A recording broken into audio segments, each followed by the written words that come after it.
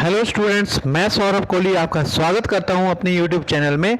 आज हम चर्चा करने वाले हैं टॉप 25 प्रश्नों की जो केवीएस में, एनवीएस में, DSSB में लाइब्रेरियन से संबंधित पूछे जा सकते हैं। तो चलिए शुरू करते हैं।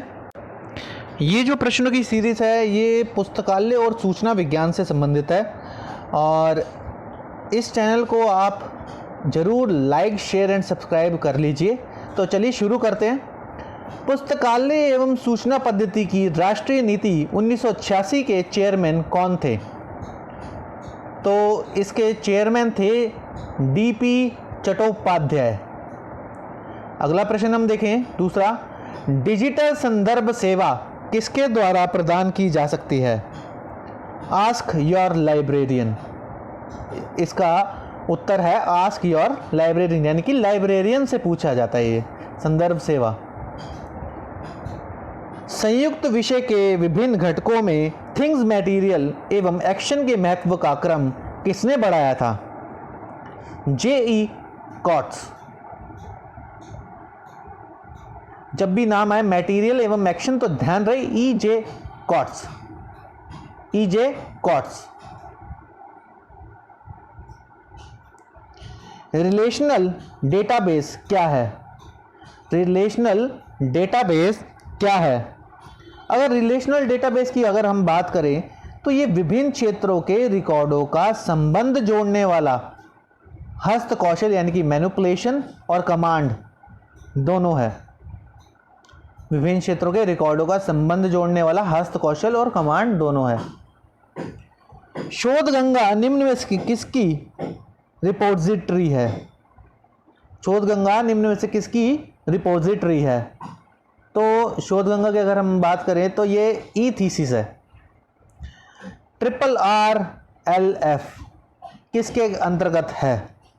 संस्कृति मंत्रालय के अंतर्गत। इंटरनेट पब्लिक लाइब्रेरी डैश के द्वारा जारी की जाती है? Drexel university. ध्यान रहे, ड्रेक्सल यूनिवर्सिटी। ये ऐसे प्रश्न है जो बार बार आपको नेट की परीक्षा में DSSB, KVS, NVS, Rajasthan, UP परीक्षा, MP में, हर जगह जहां भी लाइब्रेरियन के एग्जाम्स होते हैं वहां पर आपसे पूछ लिए जाएंगे। सूचना समाज के महत्वपूर्ण संचालक तत्व क्या हैं? RTI, ICT, IT एक्ट या इंटरनेट? क्या हो सकते हैं आपकी नज़र में इनमें से? अगर हम देखा जाए तो सेकंड यानी कि ICT और तीसरा इंटरनेट सूचना समाज के महत्वपूर्ण संचालक तत्व हैं, यानी कि D सही है। कौन से पुस्तकालय डिपॉजिटरी लाइब्रेरी का कार्य करते हैं? इससे पहले एक और मैंने आपको प्रश्न बताया था। तो दिल्ली सार्वजनिक पुस्तकालय और दूसरा कानी महाराज सार्वजनिक पुस्तकालय है जो डिपॉजिटरी लाइब्रेरी का कार्य करते हैं। निम्नलिखित में से कौन से समावेशित भौगोलिक स्रोत हैं? समावेशी और भौगोलिक स्रोत की अगर हम बात करें तो विश्वकोश और वार्षिक पुस्तक, ये दोनों ही समावेशित भौगोलिक स्रोत हैं। कंप्यूटर फाइल के संगठन को प्रभावित करने वाले तत्व कौन से हैं? अगर हम बात करें कंप्यूटर फाइल के संगठन को प्रभावित करने वाले तत्व तो प्राप्ति की गति, संग्रह की जगह, निश्चित लंबाई, फाइल चंचलता। इनमें से जो प्रथम, द्वितीय और चौथा फाइल चंचलता, यही तत्व हैं। प्राप्ति की गति, संग्रह की जगह और फाइल चंचलता। चलिए हम बात करते हैं अगले 12वें प्रश्न की। सूचना संचार प्रौद्योगिकी की महत्वपूर्ण समस्याएं क्या हैं? सूचना संचार प्रौद्योगिकी की महत्वपूर्ण समस्याएं हमेशा सूचना अतिभार, सूचना असुरक्षा एवं संचार के ऊपर नियंत्रण की कमी, यही समस्याएं रहती हैं। ध्यान रहे, अतिभार, ज़्यादा एक्स्ट्रा भार यानी कि, और असुरक्षा एवं नियंत्रण की कमी, यही सूचना संचार प्रौद्योगिकी की महत्वपूर्ण समस्याएं हैं। 13वें प्रश्न की बात करें, निम्नलिखित में से कौन से open source content management system है। Open source content management system में पहला, तीसरा, चौथा यानी कि ड्रूपल और जूमला, इसके अलावा ओपन CMS, ये तीनों हैं ओपन सोर्स कंटेंट। अगली हम बात करें क्वेश्चन 14वें की, तो निम्नलिखित में से कौन सी उद्धरण की शैली नहीं है? Anglo American cataloguing rules, MLA handbook for writers research paper, Chicago manual, little science big science. तो पहली और चौथी यानी कि Anglo American cataloguing rules और लिटिल साइंस बिग साइंस, ये शैली नहीं है। 15वां प्रश्न की अगर हम बात करें, उपभोक्ता ई जनरल्स को अधिक मात्रा में प्राप्त कर सकते हैं।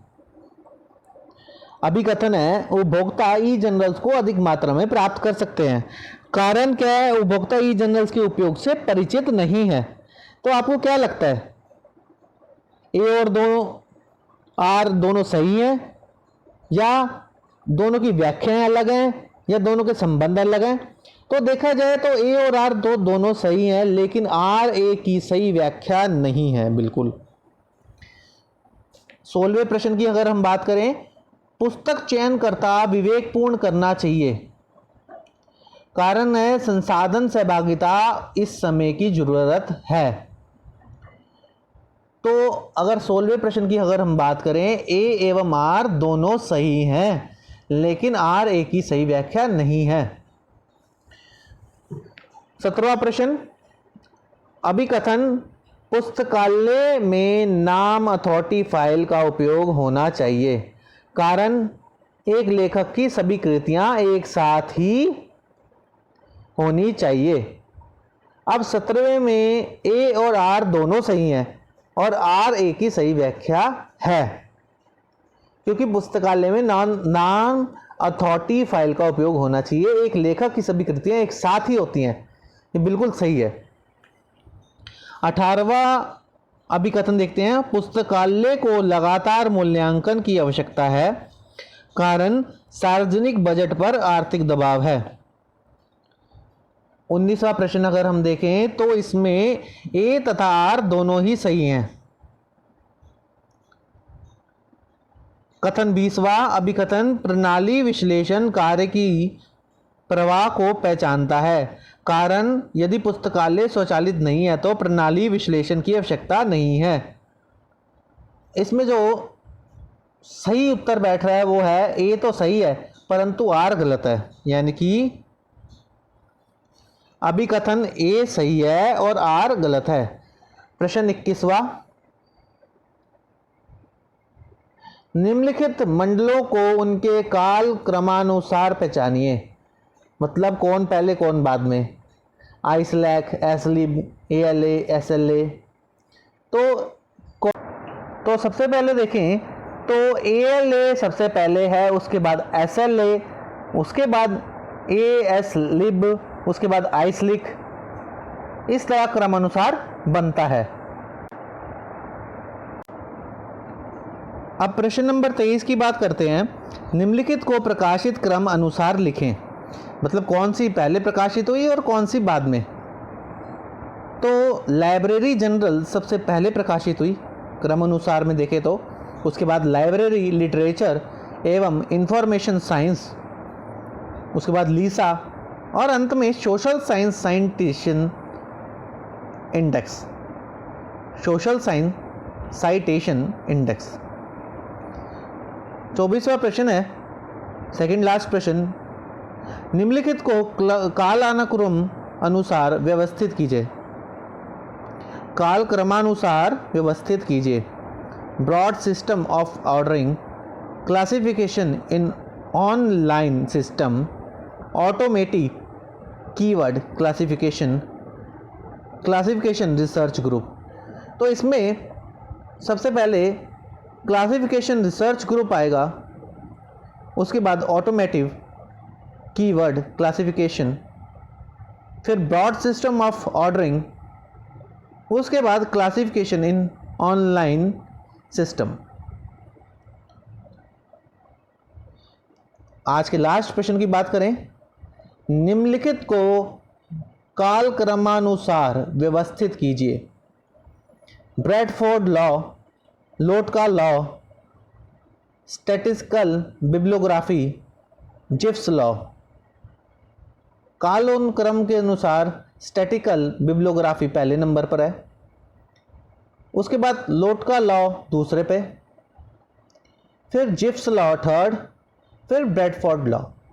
इस तरह हमारे 25 क्वेश्चन की पहला पार्ट ख़त्म होता है। आप इस चैनल से जुड़े रहिए, इसे लाइक शेयर एंड सब्सक्राइब करना बिल्कुल ना भूलें। इसमें आपको हर तरह की एजुकेशन मिलेगी, लाइब्रेरी से संबंधित, TGT, PGT, CTET, government coaching, 11, 12, 9, 10 सब तरह की कोचिंग आपको इस एक मात्र चैनल से ही मिलेगी। इसके साथ जरूर जुड़े रहिए। धन्यवाद।